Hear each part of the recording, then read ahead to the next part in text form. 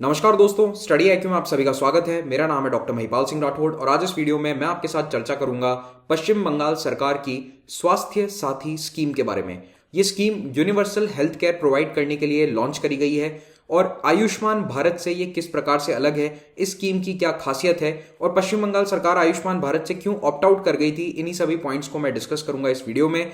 तो आइए शुरुआत करते हैं। लेकिन पहले आपको बताना चाहता हूं कि अगर आप मुझसे सोशल मीडिया पर कनेक्ट करना चाहते हैं तो ट्विटर, फेसबुक या इंस्टाग्राम पर महिपाल राठौड़ मेरा हैंडल है, वहां पर आप मुझसे जुड़ सकते हैं। और अगर आपको लेक्चर्स का पीडीएफ डाउनलोड करना है तो आप मेरे टेलीग्राम चैनल को जाकर ज्वाइन कीजिए। Again, Mahipal Rathore is the ID for Telegram channel.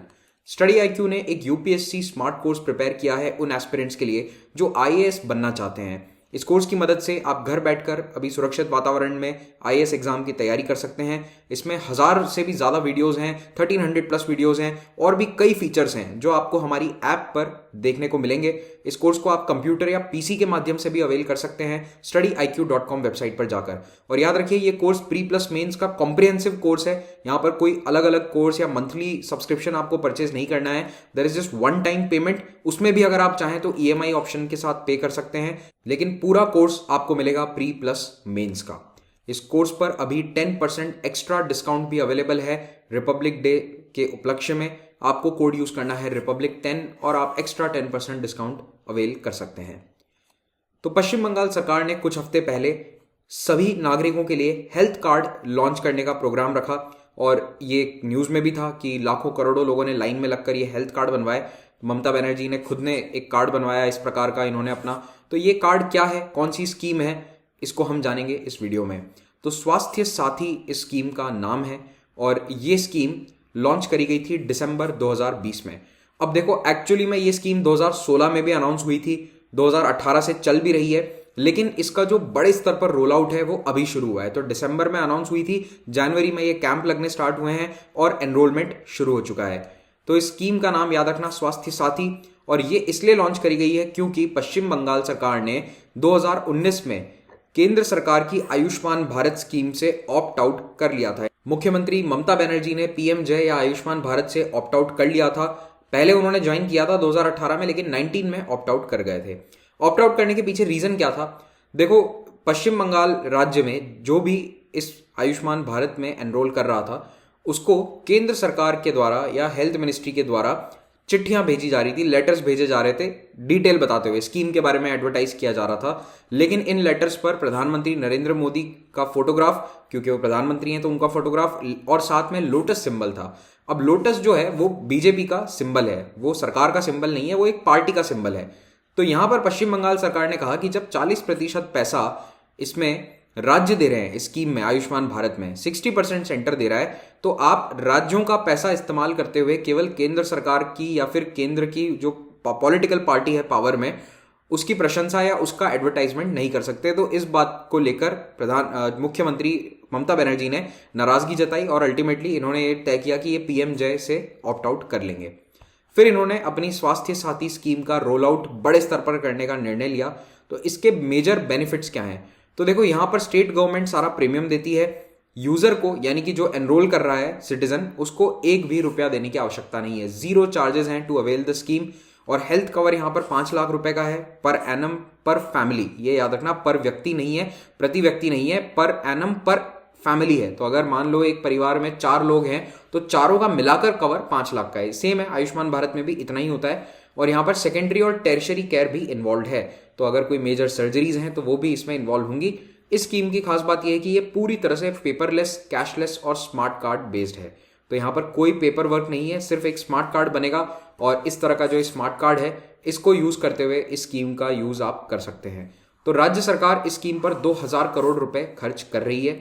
अब अगर कोई व्यक्ति जो ये कार्ड बनवाकर एनरोल कर चुका है स्कीम में हॉस्पिटल जाता है तो उसके कौन कौन से खर्चे इस 5 लाख में शामिल किए जाएंगे?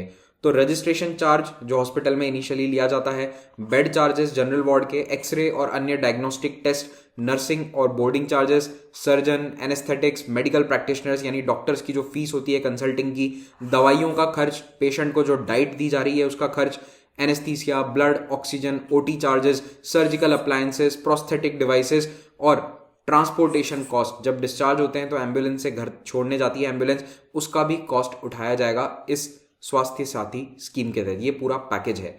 तो यहाँ पर ये सारे चार्जेस जोड़े जाएंगे और सरकार उन्हें रीइम्बर्स करेगी। यहाँ पर जो व्यक्ति है इस स्कीम में एनरोल्ड है उसको यहाँ पर इन चीज़ों का पे नहीं करना है। अब इस स्कीम के तहत जो हॉस्पिटल्स हैं जहां व्यक्ति जा सकता है वो कितने हैं? 1500 हॉस्पिटल हैं, जिसमें गवर्नमेंट और प्राइवेट दोनों हॉस्पिटल शामिल हैं पश्चिम बंगाल राज्य के। लेकिन एक एडिशनल फीचर ये है कि यहाँ पर आउट ऑफ स्टेट यानी पश्चिम बंगाल के बाहर के भी कुछ हॉस्पिटल्स को इसमें शामिल किया गया है, एम्पैनल किया गया है। तो जैसे दिल्ली का जो एम्स है या फिर वेल्लोर, तमिलनाडु में वेल्लोर में सीएमसी क्रिश्चियन मेडिकल कॉलेज, वो भी एम्पैनल्ड है। तो कई ऐसी बीमारियां हैं जिनके इलाज अगर पश्चिम बंगाल के हॉस्पिटल्स में नहीं हो पाते, कॉम्प्लिकेटेड केसेस हैं, तो कई बार रेफर होते हैं। अल्टीमेटली देश में जो सबसे कॉम्प्लिकेटेड केसेस हैं वो या तो एम्स में जाते हैं या फिर जो टॉप के प्राइवेट हॉस्पिटल्स हैं या मेडिकल कॉलेजेस हैं वहां जाते हैं। तो सीएमसी वेल्लोर भी एक इसी प्रकार का इंस्टीट्यूशन है और एम्स दिल्ली के बारे में तो आप सब जानते ही होंगे। तो इन दोनों हॉस्पिटल्स को भी इस स्कीम में रखा गया है। तो अगर ये कार्ड है आपके पास, आपका इलाज पश्चिम बंगाल में नहीं हो पा रहा है, तो फिर आपको एम्स रेफर करते हैं, तो वहां पर भी इलाज का खर्चा इस स्कीम के तहत उठाया जाएगा राज्य सरकार के द्वारा। अब पश्चिम बंगाल सरकार ये भी कोशिश कर रही है कि स्टेट में जितने भी प्राइवेट नर्सिंग होम है या हेल्थ केयर एस्टैब्लिशमेंट है उनको भी इस स्कीम से जोड़ा जाए।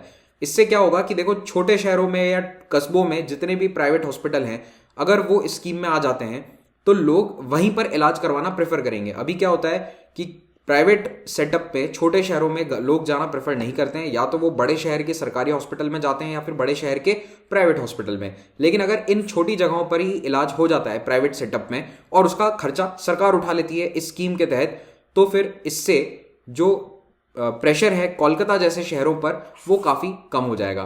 तो इसके लिए अभी डिस्ट्रिक्ट मजिस्ट्रेट्स को ये कहा गया है कि आप मीटिंग करिए private health care establishment owners के साथ और उन्हें परसुएड कीजिए कि एम्पैनल किया जाए इस स्कीम के अंडर में। तो अगर ये छोटे नर्सिंग होम और private health care setup empanel हो जाते हैं तो सबसे बड़ा फायदा गवर्नमेंट हॉस्पिटल को होगा कि वहां पर प्रेशर ईज अप हो जाएगा। इन प्राइवेट नर्सिंग होम्स को भी फायदा होगा क्योंकि इनके पास जब रेगुलर कैश फ्लो बना रहेगा, पेशेंट्स यहां पर भी आएंगे गवर्नमेंट हॉस्पिटल्स के अलावा, तो इनको भी अपना इंफ्रास्ट्रक्चर सुधारने के लिए फंड्स अवेलेबल होंगे। और सबसे बड़ा फायदा होगा कोलकाता जैसे मेजर सिटीज को, क्योंकि यहां पर अल्टीमेटली सारे पेशेंट आते हैं। अगर उनका इलाज नहीं हो पाता है रूरल एरियाज में तो कोलकाता के हॉस्पिटल्स पर काफी प्रेशर रहता है। अब भारत और पश्चिम बंगाल के सरकारी अस्पतालों में वैसे ही ऑलमोस्ट फ्री ट्रीटमेंट होता है, नॉमिनल चार्जेस लिए जाते हैं गवर्नमेंट हॉस्पिटल्स में, लेकिन अब इस स्कीम के आने के बाद ट्रीटमेंट पूरी तरह से फ्री होगा और साथ ही साथ प्राइवेट हॉस्पिटल के अंदर भी फ्री हो सकता है अगर वो प्राइवेट हॉस्पिटल इस स्कीम के तहत एम्पैनल्ड है। तो अब इस स्कीम के लिए एलिजिबल कौन है, ये बहुत इंपॉर्टेंट पॉइंट्स हैं। तो इसमें वो लोग एलिजिबल हैं जो पश्चिम बंगाल के रेजिडेंट्स हैं और केवल वो एक्सक्लूड किए गए हैं जो ऑलरेडी प्राइवेट मेडिकल इंश्योरेंस ले चुके हैं। तो जैसे मोस्टली जो अमीर लोग हैं वो प्राइवेट मेडिकल इंश्योरेंस ले लेते हैं, तो उनको यहाँ से एक्सक्लूड किया गया है। अगर कोई गवर्नमेंट सर्वेंट्स हैं जो already government health insurance plans में एनरोल्ड हैं, जैसे CGHS, West Bengal health services, ESI, इन सब में अगर कोई ऑलरेडी एम्पैनल्ड है, कि जनरली सब सरकार के कर्मचारी होते हैं या फिर जो PSUs हैं उनके जो कर्मचारी हैं वो इसमें इंक्लूड होंगे, तो उनको स्वास्थ्य साथी से बाहर रखा गया है। वो यहाँ पर डबल फायदा नहीं उठा सकते हैं, उनका ऑलरेडी मेडिकल इंश्योरेंस है। या फिर ऐसे लोग जिनको मेडिकल अलाउंस मिलता है as part of their salary. तो ये बस क्राइटेरिया है, केवल वो लोग जो ऑलरेडी इंश्योरेंस के तहत कवर्ड है वो बाहर है। यहां पर कोई इनकम लिमिट नहीं है, ये बहुत ही इंपॉर्टेंट पॉइंट है। तो चाहे आप 10 लाख रुपए कमा रहे हो या फिर आप 10,000 रुपए कमा रहे हो एक साल के, आप इस स्कीम में एनरोल कर सकते हैं बशर्ते आपके पास प्राइवेट इंश्योरेंस नहीं हो। तो अगर आप एक स्टूडेंट हैं, इस वीडियो को देख रहे हैं वेस्ट बंगाल से, तो अगर अभी आप जॉब में नहीं है तो आई थिंक आपको भी एनरोल करना चाहिए इसमें, क्योंकि हेल्थ इंश्योरेंस एक बहुत ही ज़रूरी चीज़ होती है आज के समय में।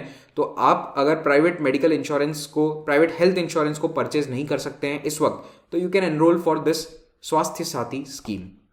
चीफ मिनिस्टर ममता बनर्जी ने खुद ने लाइन में लगकर एक कैंप में अपना स्मार्ट कार्ड बनवाया। इट्स अ गुड जेस्चर कि नेता खुद लाइन में लग रहे हैं, लेकिन मैं थोड़ा सा ये सोचने पर हैरान था कि क्या एक चीफ मिनिस्टर के पास प्राइवेट मेडिकल इंश्योरेंस नहीं होगा?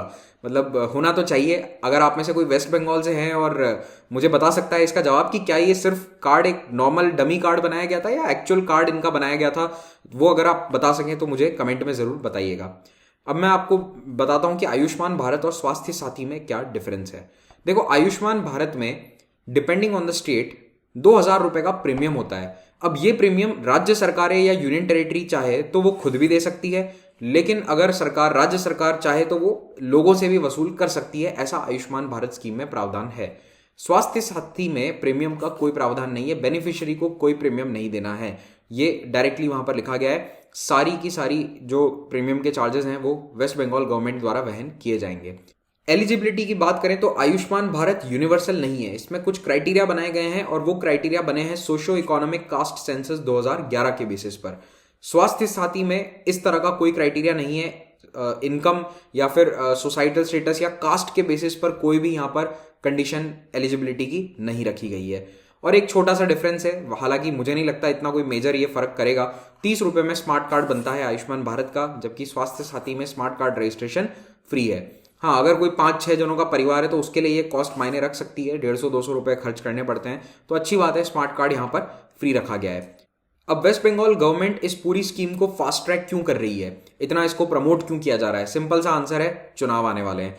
तो कुछ ही महीनों में पश्चिम बंगाल में चुनाव है और आप बहुत सारे पॉलिटिकल ड्रामा अभी देखोगे 1-2 महीनों में। तो ये जो स्कीम है इसको स्वास्थ्य साथी कार्ड को बनाया जा रहा है, ज्यादा से ज्यादा लोगों के लिए बनवाया जा रहा है द्वारे सरकार इनिशिएटिव के तहत। द्वारे सरकार का मतलब होता है government at your door step, और ये द्वार शब्द का मतलब ही द्वार दरवाजा है। तो जो वेस्ट बंगाल का नॉर्दर्न मोस्ट एरिया है, द्वार जिसको कहते हैं, असम के बॉर्डर के नजदीक है, वो भी द्वार इसीलिए कहलाता है क्योंकि it is the gateway to mountains, Himalaya का द्वार है वो, इसीलिए उसको द्वार क्षेत्र कहते हैं। अब एज ऑफ 9 जनवरी द्वारे सरकार कैंपेन के तहत 2 करोड़ लोगों ने इस कैंप को विजिट किया था और लाखों लोग ये स्वास्थ्य साथी स्कीम में एनरोल हो चुके हैं। 62 लाख बेनिफिशियरीज ने स्वास्थ्य साथी कार्ड 9 जनवरी तक बनवा लिया था और वेस्ट बंगाल सरकार का टारगेट ये है कि ज्यादा से ज्यादा लोगों का, ऑलमोस्ट पूरी पॉपुलेशन का ये स्मार्ट कार्ड बन जाए। तो ये इस तरह का एक स्मार्ट कार्ड बनता है जिसमें चिप लगी हुई है, RFID चिप है, और इसी के माध्यम से ये स्कीम में एनरोलमेंट होता है। तो अभी कैपेसिटी 1 लाख कार्ड प्रतिदिन की है, लेकिन गवर्नमेंट कोशिश कर रही है कि 1.25 लाख कार्ड प्रतिदिन छापे जाएं, और इससे होगा क्या, जल्द से जल्द पूरी आबादी इसमें एम्पैनल कर ली जाएगी। तो टारगेट क्या है, 2.5 करोड़ लोगों को इस स्कीम के तहत लेके आना। अभी ऑलरेडी 7.5 करोड़ लोग इस स्कीम के तहत रजिस्टर कर चुके हैं, लेकिन जो बाकी के 2.5 करोड़ लोग हैं, गवर्नमेंट का टारगेट है कि उनको भी इस स्कीम के तहत लेके आना है। तो इसके लिए इनको 50 लाख कार्ड प्रिंट करने पड़ेंगे। तो 50 दिन, 2 महीना, 1.5 महीना तो इनको लगेगा इतने कार्ड प्रिंट करने के लिए। और 50 लाख में कैसे गिन रहा हूं, क्योंकि एक परिवार में एवरेज मान लो 5 लोग होते हैं, तो उस तरह से 2.5 करोड़ की ये कैलकुलेशन हो रही है। तो जैसे जैसे चुनाव नजदीक आ रहे हैं वैसे वैसे वेस्ट बंगाल की गवर्नमेंट इस स्कीम को बहुत ज़्यादा एडवर्टाइज कर रही है। इनफैक्ट आप देखिए, department of health and family welfare जो है वेस्ट बंगाल का, उसने एक ट्वीट भी किया था कि डिपार्टमेंट के ऑफिशियल्स ने ऑलरेडी ICU में भर्ती एक पेशेंट को जाकर स्वास्थ्य साथी कार्ड दिया था। वो क्रिटिकली इंजर्ड पेशेंट है, उसको तक ये कार्ड बनवाकर देकर आए थे, उसको एनरोल करवा दिया था। लेकिन अब इस स्कीम का, और जितनी भी यूनिवर्सल हेल्थ केयर स्कीम्स आती है, उनका एक क्रिटिसिज्म ये रहता है कि गवर्नमेंट प्राइवेट हॉस्पिटल्स को सही रेट तय नहीं करती है। ये प्रॉब्लम आयुष्मान भारत में भी रही है, पहले भी जितनी स्कीम्स सरकार ने लॉन्च करी है सभी में ये प्रॉब्लम थी। होता यह है कि प्राइवेट हॉस्पिटल्स को सरकार एक फिक्स पैसे देती है। मान लो ये पर्टिकुलर सर्जरी है, जैसे कि अगर एक्सिशन ऑफ लंप्स आप मान लो चेस्ट से, तो इस सर्जरी का खर्चा जो प्राइवेट हॉस्पिटल्स चार्ज करते हैं that is 25,000 to 1 lakh rupees, लेकिन वेस्ट बंगाल सरकार इन हॉस्पिटल्स को देगी 10,000 रुपए। तो ये हॉस्पिटल के लिए तो नुकसान ही है ना, कि अगर कोई पेशेंट स्वास्थ्य साथी कार्ड को इस्तेमाल करता है तो वो तो 10,000 रुपये उनको मिलेंगे इसके, जबकि वो 25,000 उसका चार्ज करते थे। तो इसीलिए प्राइवेट हॉस्पिटल्स का हमेशा से एक क्रिटिसिज्म रहा है, और ये देखना रहेगा कि इस स्कीम में कितने प्राइवेट हॉस्पिटल एम्पैनल होते हैं। जितना ज़्यादा एम्पैनलमेंट होगा उतना ये स्कीम सक्सेसफुली आगे बढ़ पाएगी। अब आयुष्मान भारत को कुछ राज्यों ने ज्वाइन नहीं किया था, दिल्ली, वेस्ट बंगाल, ओडिशा, तेलंगाना ने ज्वाइन नहीं किया था, केरल ने भी नहीं किया था पहले, लेकिन बाद में कर लिया था। तो इन राज्यों ने आयुष्मान भारत को ज्वाइन नहीं किया था, और लास्ट ईयर हमारे हेल्थ मिनिस्टर हर्षवर्धन ने भी ये कहा था कि इन राज्यों के नागरिकों को ये बेनिफिट्स नहीं मिल पा रहे आयुष्मान भारत के। लेकिन इन सभी राज्यों की सरकारों का ये कहना है कि हमारे पास ऑलरेडी आयुष्मान भारत या उससे और बेहतर टर्म्स एंड कंडीशंस वाली स्कीम्स अवेलेबल है, तो we don't need Ayushman Bharat. और वैसे सीधी बात यह है कि इन सारी राज्यों में जो सरकारें हैं वो बीजेपी के अलावा दूसरी पार्टी की सरकारें हैं, सभी जगह ऑपोजिशन पार्टीज की सरकार हैं, तो इन्होंने इसलिए भी रोल आउट नहीं किया था। तो इसी के साथ ये लेक्चर समाप्त होता है। Thank you very much for watching this, have a great day.